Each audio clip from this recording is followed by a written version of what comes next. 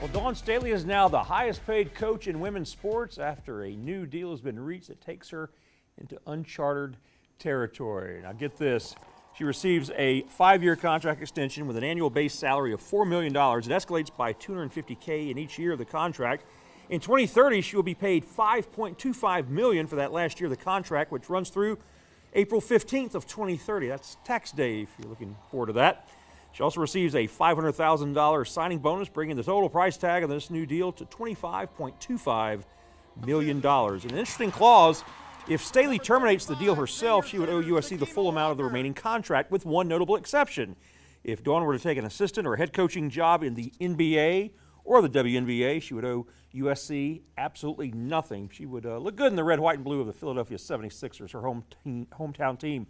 Certainly a historic deal, to say the least, for the coach who has led the program to a trio of national titles while making 6 of the last 9 Final Fours, and 8 regular season SEC titles are also on her resume. Here's the coach on being the highest paid coach in women's sports.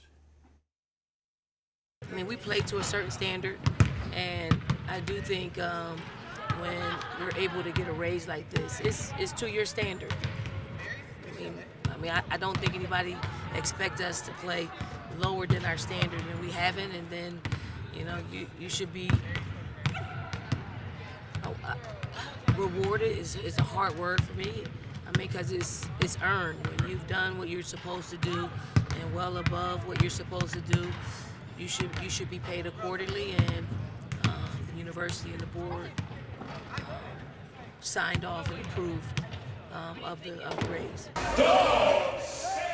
Well, Dawn is at her core a competitor more so than a financial analyst, and that is where her motivation begins and ends. But she does recognize the message that this type of contract and her previous contract sends to the entire college sports landscape.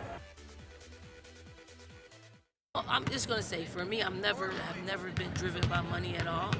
Never, ever. I think money is the byproduct of your success and your ability to work hard and be successful in your space.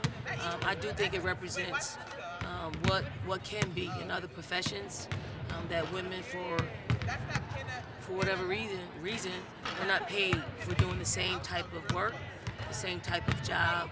And I think this is an example of what it can look like, feel like, sound like, and I hope everybody's happy about it for what it represents, because it's only the right thing to do.